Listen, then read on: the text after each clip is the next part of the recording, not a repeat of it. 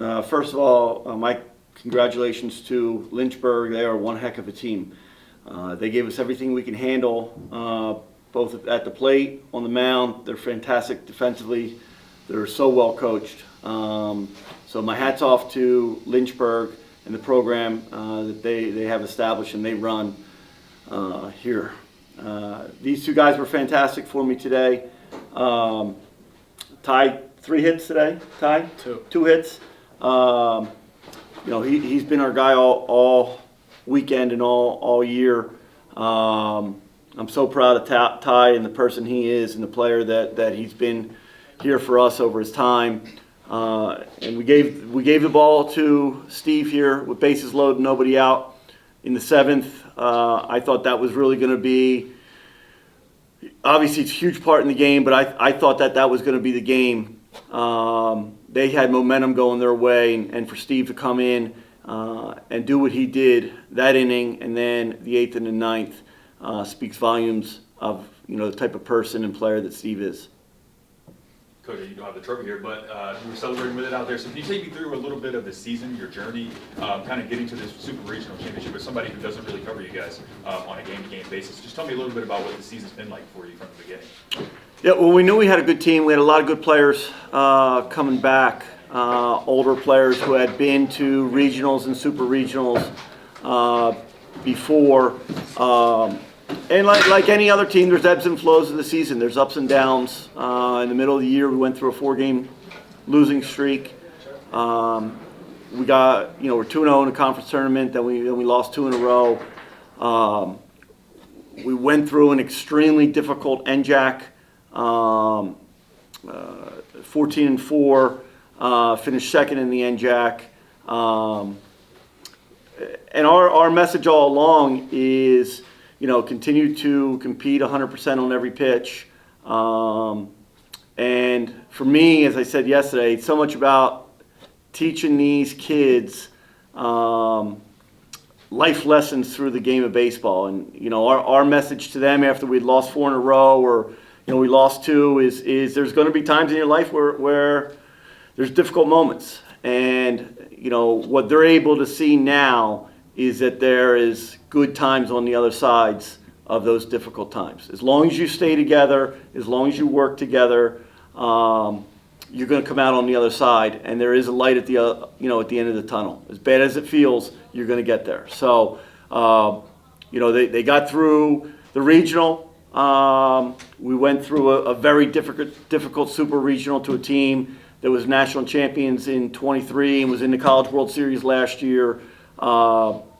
And we played 2 of our best games we've played all year. So that leads us to this point where we are now.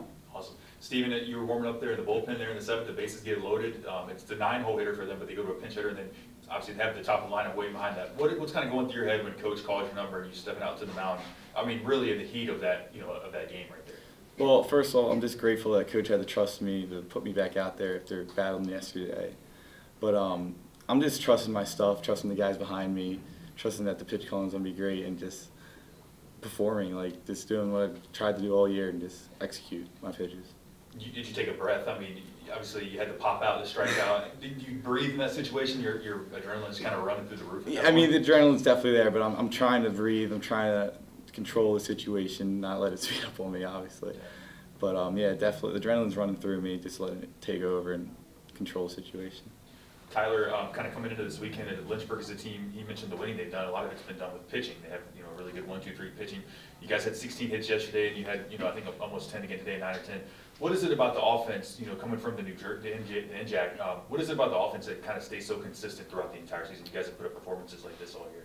I think 1 through 9, I trust every guy in the lineup to come through and do the job and execute when needed. We try to develop a game plan, and we have that approach going into every game, and just kind of doing your job at that plate in the moment, and not trying to do too much, and kind of just passing the torch to the guy behind you, and just really prioritize doing your job. And I think we kind of got into that rhythm last weekend in regionals and carried it over to this weekend. I think a perfect example of that is Ty gets on with a single. He goes to second on a wild pitch. Phil Sedalis could easily be selfish in that moment and try and do too much. I think that's in the second inning. Phil gives him his at bat up and just hits a ground ball to second base and moves him over to third, and then Menino comes in and hits a sac fly. Like that's baseball to the T, right? Get him over, get him in. So I mean, that's to their credit. They're selfless and they give up at bats to allow us to score runs. Coach, Coluccio's not here, but obviously you had to have a good outing from him to set the table today. You mentioned that it was a high leverage spot there in the seventh. Can you take me through his outing and kind of getting you there to the seventh? And then a second part of that, did you feel like the seventh there was kind of the highest leverage point of the game? I guess with their top of the lineup coming up in that situation.